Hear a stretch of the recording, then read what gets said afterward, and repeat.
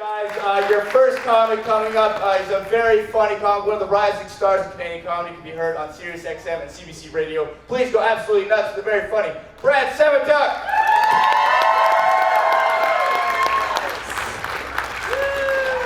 Noah, everybody, Noah! Thank you so much. So nice to be here, man. Noah was talking about how he doesn't relate to rappers. I used to think my destiny was to be a rapper. Whoops. That's my bad. Did anyone else ever watch 8 Mile Too Young? I did, and it almost killed me. Did you guys ever grow up in Sherwood Park and then you watched 8 Mile and then your first thought was, damn, that's me. I only tell you that, by the way, so you know I'm mentally ill. You know how fucked you have to be? I grew up in a house. My parents loved me and each other. But I watched 8 Mile in a house in Sherwood Park, and my first thought, I swear to God, was, yeah, I've struggled too. That's crazy, you know? But I've grown since then, right? I'm older now. I know I couldn't be a rapper, right? Like, here's how I know. To this day, when I watch rap music videos, I'm still blown away that they don't get a boner.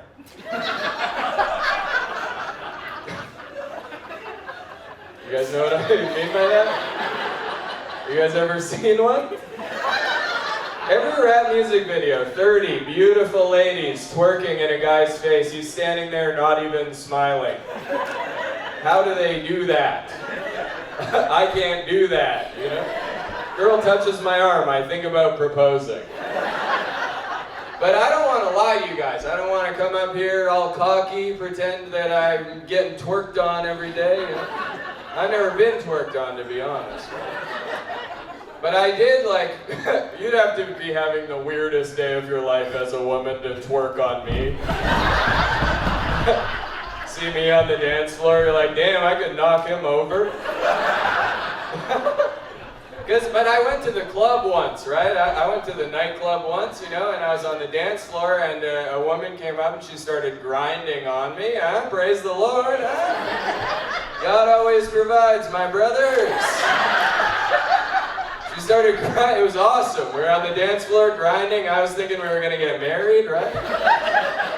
And then there was a point during the grinding where, I swear to God, she turned around and looked at me, and then just like walked over to another guy and started grinding on him. Crazy fall from grace. To go from grinding just back to regular dancing. You just gotta give yourself a pep talk. Keep smiling, Brad. Pretend it's still fun. Out loud to everyone else on the dance floor. Finally, she's gone. I can go back to waving my arms with no rhythm. But I don't blame her. I'm not mad. You know, I would do the same thing, right? I respect that move. I would make that move too if I was grinding on someone and then I turned around and then I saw this.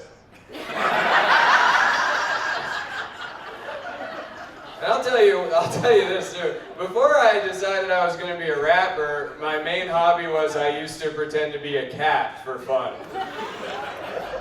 I've lived a life, brothers. I used to, when me and my friends were kids, we read this book series. It was called Warrior Cats, right? Okay. Some of you are also fucked in the head. That's very nice, you know?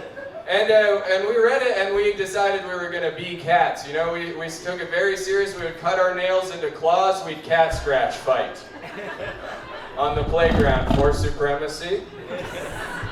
And we did that for all of elementary school, kindergarten to grade 6. You know what's crazy? It never came up in bullying later. I think that's fucked. I think I should have been bullied about that. I was a cat for 7 years. That's a biblical amount of time. Where were the bullies? But I think we just accidentally figured out how to not get bullied if you still want to be a weird little fucker, you know? You just have to do something that's so crazy that all the bullies are like, dude, I can't even describe that. Because what are you going to say to a guy who was a cat? You can't hurt me with words. None of you can. You know, I lapped milk out of a bowl. I lapped it out of a bowl at family dinner in front of my dad, who's a cop. miracle I'm even still alive right now. What was a bully gonna do? Beat me up? I have 9 lives, dumbass. But I will tell you this before I go. I'll tell you this. If you're gonna cut your nails into cat claws in the bathroom of your dad cop's house, you gotta lock the bathroom door. Because I didn't lock it, you know, I didn't lock it. I was in there, I was getting ready for war. My dad walked in, caught me red-handed. You know what he did? Turned around and left. Didn't say a word. I've never seen a man give up so fast. I've also never wished I was jacking off more. It's so much less embarrassing to get caught doing than fucking anamorphic. But I have to respect my dad. I have to give him his props. He's a good man. He didn't hit me after that, and that must have been hard.